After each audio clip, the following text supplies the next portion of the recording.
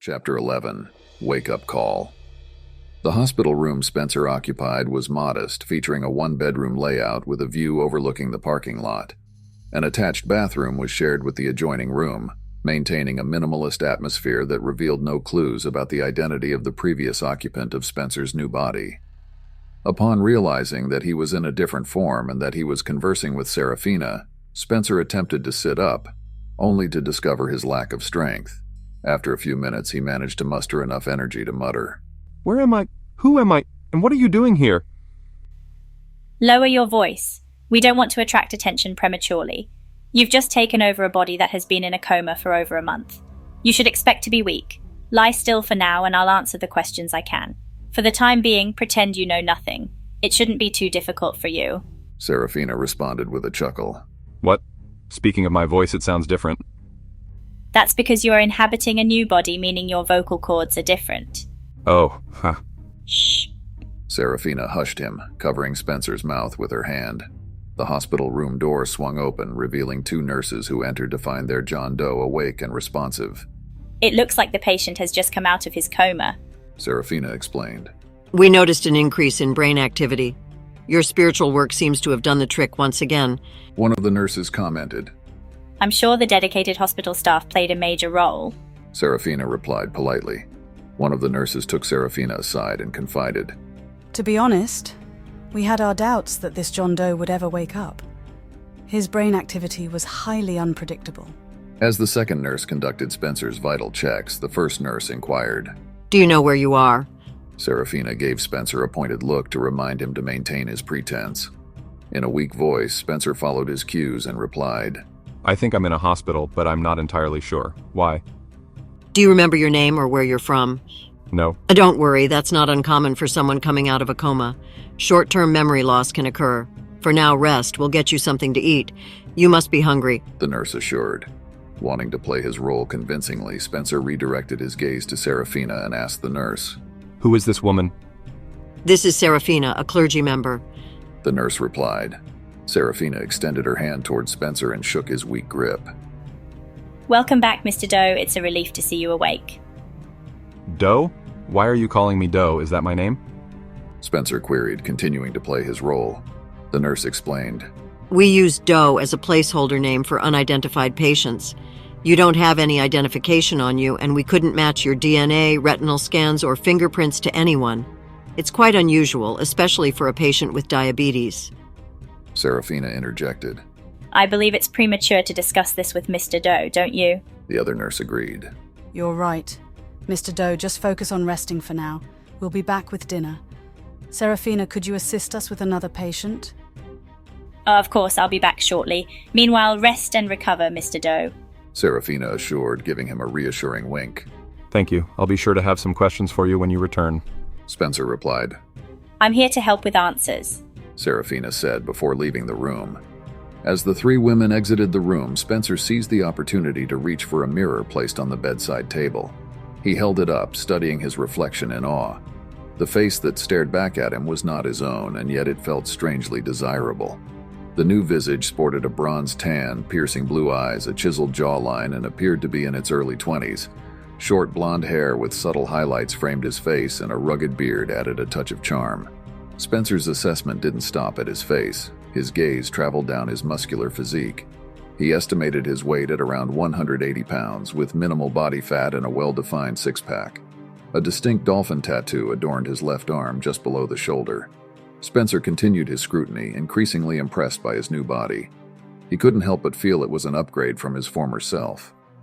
In the midst of his self-inspection, Spencer was taken off guard as Serafina's voice sounded. You like what you see? Startled, Spencer turned to face Serafina. Oh, it's you. I didn't hear you come in. Serafina's response carried a teasing tone. Of course not. You were far too engrossed in admiring your new physique. I wasn't admiring, I was assessing. This whole situation is surreal, so cut me some slack. I died, lost everything, got transported to another planet, discovered I'm not human, was told I'm software, and now I'm inhabiting someone else's body. And yes, I'm familiar with your predicament, as I've been in a similar situation before. Really? Yes, really. Before we go any further, let me assure you that you were human in your previous body, and you're human once again. You're not a machine. You're made of flesh and blood. This isn't a virtual simulation. You're on planet Earth in a biological form created by humans. You're subject to the same vulnerabilities as any other human. You can get hurt. You can die, and most importantly, you don't possess any special powers or abilities. Got it? Spencer's response was tinged with a touch of resignation. Yeah, I got it. Good. Listen, I'm here to assist you, but first you need to eat. Here, take this food. Serafina handed him a plate of sliced turkey, mashed potatoes, and broccoli. You need to maintain your blood sugar levels. The nurses will provide you with a device that administers insulin when needed. They'll explain how to use it. It's a temporary measure to assess your response to insulin. If all goes well, they'll implant a permanent device that detects and injects insulin as required. You need to take care of yourself. That means eating properly, exercising, and adhering to your medication. Spencer tried to inject some humor, albeit weakly. You sound like my mother. Seeing Serafina's lack of reaction, he added, So can you shed some light on my role in all of this? Suffice it to say, I will in due time. What do you mean, in due time? Spencer's frustration was evident. Calm down. Drawing attention isn't in your best interest right now. I don't care. I've been through so much. What's with all the secrecy? You'll receive a briefing, just not here. Tell me whose body I'm in. The current vessel you inhabit belonged to a man who fell into a coma. Don't worry, his consciousness was transferred and we reassigned his field program to another body. We have several bodies in a dormant state across Earth. Think of them as emergency vehicles. If we need someone from our planet to fulfill a specific task, we can access these bodies quickly. You're saying you keep people in comas so you can use their bodies whenever you want? Correct. Keep in mind that we didn't induce most of these comas. They did it to themselves. This isn't the time for moral debates.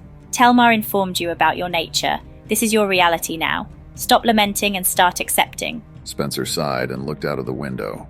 Everyone and everything reduced to ones and zeros. It's incredibly disheartening. Serafina interjected to correct his perspective. That's an oversimplification of what we represent. Understand, Spencer, biological and technological life are part of the same circle opposites on the same spectrum. On my planet, there's ongoing debate about which came first. Which came first? I don't have an answer. Spencer's response was hardly surprising. Of course. Listen, whatever you're grappling with, it can wait. There's ample time to sort through it all later. Right now, we have a task at hand. Spencer shifted his attention back to Serafina, his tone subdued. Well, if that's the case, can you explain what Remember the Primes means? Who mentioned that to you? Telmar, before I was downloaded. Serafina, I've got to say, that man Telmar has a way of oversharing. Yes, he does have a tendency to be rather candid. Now let's talk about prime numbers. Prime numbers are special because they can only be divided by themselves in 1.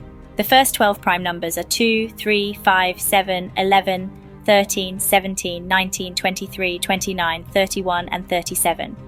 They're like the basic building blocks of all natural numbers, much like atoms are the building blocks of more complex molecules. Every natural number can be broken down into a product of prime numbers. When dealing with larger prime numbers, they can be used for creating complex codes.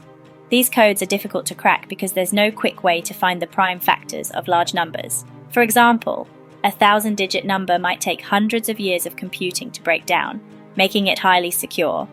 Spencer scratched his head. You kind of lost me there. I figured as much. Serafina smiled. You asked, so I explained. Anyway, Telmar seems to think that you might be connected to a specific code. There's a rumor that's been around for centuries about a hack that would grant access to any electronic system or database across the galaxy. This hack supposedly requires a humanoid with the right genetic coding in their consciousness. Honestly, I believe it's a myth, a story created long ago. Telmar might think you're some kind of prophet, which is far from the truth. Regardless, he needs to learn when to keep his opinions to himself. For a fleeting moment, Spencer allowed himself to entertain the idea that he might have a significant purpose. However, his typical pessimism quickly reasserted itself. Just more questions, more confusion, and you're right, Telmar needs to tone it down. Serafina responded with understanding. I get it. But for now, our primary concern is getting you out of this hospital. Spencer's curiosity got the better of him. Speaking of which, where exactly am I? I know it's a hospital, but which state or country? I'm guessing I'm still in the United States. Correct, you're still in the United States. Specifically, you're in Illinois, just south of Chicago. Illinois? Cool. I've always wanted to visit. Well, now you've had the chance. But listen, be quiet for a moment. Our immediate concern is getting you out of here. Okay, I'm listening. But what do you mean by here? I mean, what's the hospital's name, its location? You're in a hospital called Mercy General, and like I said, it's in Illinois. Spencer raised an eyebrow. Mercy General, nice generic name. Serafina smirked. Indeed, it's pretty common, but remember, you don't have a pick, and technically, the government has no record of you. People will start asking questions soon. The hospital has already reported to the authorities about the arrival of the previous host. Spencer couldn't help but point out the irony. It's quite convenient that a John Doe without a pick just happened to fall into a coma. What are the odds? Serafina shrugged. It's not as coincidental as you might think. He was what we call a floater. A floater? Yes, Earth floaters are individuals who've found salvation in Therese. There's a similar group on Therese that carries the same title. The Earth floaters are humans who were chosen by a certain group of our people, known as Guardians, around 4000 BC. These Guardians interacted with a small community of humans, the floaters, and shared our knowledge, explaining our role in their evolution. As Earth's population grew, so did this group of floaters, albeit slowly. For every 1,000 new humans born, one was chosen and initiated into this knowledge. As this group expanded, they developed their own religious and moral beliefs. When it was time to pass on this knowledge, they did so with honor. New members joined and vowed to serve our planet, allowing us to use their bodies as vessels and perform other tasks. In return, the Guardians ensured that these individuals were given a favorable outcome when merging their field programs with our society. As these mergers completed, some Teresian viewpoints evolved. A new faction emerged on Therese, driven by different political and ethical values. The Earth Floaters bestowed honor upon selected Teresians, who eventually adopted the floater title and beliefs. Now anyone on Therese belonging to this faction is called a floater. Spencer was intrigued by the connections. So Earth floaters and Therese floaters are essentially connected? Yes, Earth floaters are part of the same tradition that inspired the Theresian floaters. Earth floaters are grounded in the belief structure we taught them, principles of service and sacrifice. Spencer nodded. Telmar mentioned that this new faction on Therese adopted the floater title. What caused the split? Serafina explained. The factions diverged over several key points. They include the desire to merge field programs across planets after they reach a certain attribute rating, allowing Theresian citizens to choose any planet to live on, creating alternative methods of reproduction, and most importantly, Spencer interjected. Preserving evolution? Serafina smiled. Spencer brushed the topic aside. But I don't get why anyone on Therese would oppose these ideas. They seem perfectly reasonable. It's a matter of change. Just as Earth once faced opposition to civil rights, these individuals fear change and the unknown. Fear of change is a pathway to regression. Spencer let out a sigh. I understand. It's just hard for me to grasp how people can be so against reason. Change can be unsettling, especially when it challenges existing beliefs. But remember, change also leads to growth and progress. Serafina continued with her instructions. By within reason, I mean, you can allow them to conduct a medical examination or take your vitals, things that are typical for a patient who has just come out of a coma. However, if they start questioning you about your memories or your identity, stick to what I told you earlier, that you took a vow of silence before falling into the coma. Do not volunteer any additional information. Spencer nodded, his apprehension evident. Got it. I'll play the part. Remember, just be cooperative and let me handle the conversation as much as possible. If things start to escalate or get complicated, trust me to manage the situation. 2 individuals dressed in matching black suits entered the room, their identical height creating an imposing presence. The female agent introduced themselves as federal agents from Immigration and Customs Enforcement ICE, displaying their credentials with evident pride. Serafina proceeded to explain to one of the agents that Spencer, now known as John Doe, believed he was associated with a religious organization and could only recall taking a vow of silence. Spencer confirmed this by nodding in agreement when asked. The agents then conducted a comprehensive scan of Spencer's biometric data, his fingerprints, retinal patterns, and brainwaves, using a compact black device resembling a deck of cards. Once the scans were complete, the other agent extracted a small needle and informed Spencer that it was a tracking chip. With precision, the agent implanted the chip just below Spencer's left shoulder. After the procedure, the agent who had inserted the chip collected a minuscule blood sample. With the ICE agents wrapping up their procedures, they turned their attention to Serafina. They conveyed that once the hospital cleared John Doe, he would be released into her custody. Spencer would remain under her care until the authorities confirmed his affiliation with the mentioned religious organization. Serafina acknowledged their instructions with a simple, composed, I understand.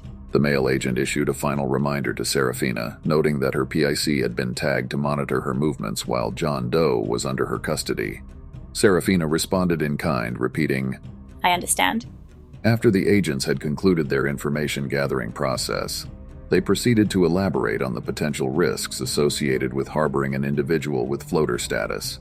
Then, in a brisk and efficient manner, they bid Serafina and Spencer a terse, Good evening. Before exiting the room. Thank you. Spencer replied, playing the role of the confused patient. Once the door closed behind them, Spencer let out a sigh of relief. Serafina smiled. Well done, Spencer. You handled that exactly as needed. Spencer shook his head, still feeling a bit overwhelmed. I can't believe this is happening. We're taking things one step at a time. Remember, your priority right now is to avoid raising any suspicions. I'll continue working on finding a way to get you out of here safely. Spencer nodded, his expression a mix of anxiety and determination. Thanks, Serafina. I appreciate your help. Just hang in there. We'll get through this. She reassured him. Are we going to be all right? They're tracking both of us, and they'll know our every move. Spencer voiced his concerns. I don't possess a pick. Serafina responded with a reassuring smile. But I saw them confirm it. Spencer protested. What you witnessed is exactly what we wanted them to see. Our technology far surpasses theirs. The tracking data they receive will be intentionally inaccurate. Serafina explained calmly. How did you manage to trick their equipment into thinking you have a pick? Spencer inquired. I can't divulge all our secrets. Now, get dressed. We need to leave. Serafina instructed. Fine. Spencer replied with a hint of annoyance. Act your age. Here, take this. Serafina handed Spencer a green pill about the size of a penny. What's this? It will replenish your energy much quicker than the garbage they're feeding you. Just take it. Spencer placed the pill in his mouth, made a bitter face. He began chewing on the tablet. Don't chew it. Swallow it. Serafina advised. I can't just swallow, I have reflux issues. Well, that reflux issue seems to be more mental because the previous host had no trouble swallowing pills. Serafina responded. I guess so. Can you refill my water, please? Spencer asked politely. No, but you can do it yourself. How long until this takes effect? You should start feeling a surge of energy fairly soon. As Serafina finished speaking, Spencer was already on his feet, adjusting his hospital gown. See, I told you. Serafina remarked. Thanks, but what about my insulin injections? Unfortunately, we don't have time for that now, but don't worry, we'll make sure you get them when needed. Now let's hurry. That's so reassuring. No time for sarcasm, Spencer. Let's move. Fine, where are my clothes? In the closet. Spencer retrieved his clothing from the closet and headed into the adjacent bathroom to change. While changing, he asked, If your people are as advanced as you claim, wouldn't it have been simpler to hack into the government's database and create a registered profile for the person I've become? That seems easier than all this cloak and dagger stuff. Spencer, we want the government to question your identity. Trust me, we've planned everything. We each have our roles. Yours is to follow instructions. I'm not feeling a lot of love here. It's like I'm some pawn in a game I'll never understand. Well, at least we have something in common. sighed Serafina. When Spencer finished getting dressed, he walked out of the bathroom, turned to Serafina and said, I hope that's not the only thing we share. What do you mean? asked Serafina. Well, Spencer broke eye contact and glanced downward. I was also hoping you and I might share something more. Something more? Serafina responded with curiosity. Like what? Spencer struggled for words, but eventually met Serafina's gaze, saying, Feelings for each other? Serafina paused momentarily before responding. I'm flattered, really, but now isn't the time for romance. We both have tasks to complete. Whatever feelings you have, put them on hold, okay? Talk about direct. At least you didn't say no. Spencer grinned. Serafina seemed preoccupied, as if lost in thought. Hello, I'm right here. No need to be rude. Spencer waved his hand in front of her. Sorry, I was momentarily distracted. I must go. Take this. Serafina handed over an address scribbled on a piece of paper. Put on these sunglasses and the baseball cap. The hospital staff doesn't expect you to be up so soon, and you haven't been officially discharged. This will help you avoid recognition. A pair of shades and a cap? Is this the best your secretive underground movement can manage? Enough of that. Serafina snapped. Realizing his humor was unappreciated, Spencer asked a practical question. What do I do when I get outside? Serafina, now showing signs of annoyance, responded. I was getting to that. After we leave the hospital, you'll wait for a taxi. The driver is trustworthy. He's a fellow floater from your planet. He'll take you to your new home. When you arrive, knock on the door and tell the person that I sent you. I guess they must send all your special agent aliens to the same charm school, given the lack of tact. So where are you going? Let me guess. I don't need to know. Spencer commented. You're correct, you don't. After Spencer finished getting dressed, he and Serafina left the hospital, bidding their farewells. As instructed, Spencer waited with uncertainty for the taxi. After about 15 minutes, a yellow cab pulled up. The driver rolled down the window and shouted, Spencer, let's go. Spencer examined the driver for a moment, concluding that they had never met. With little hesitation, he entered the cab while wondering what he had entered into.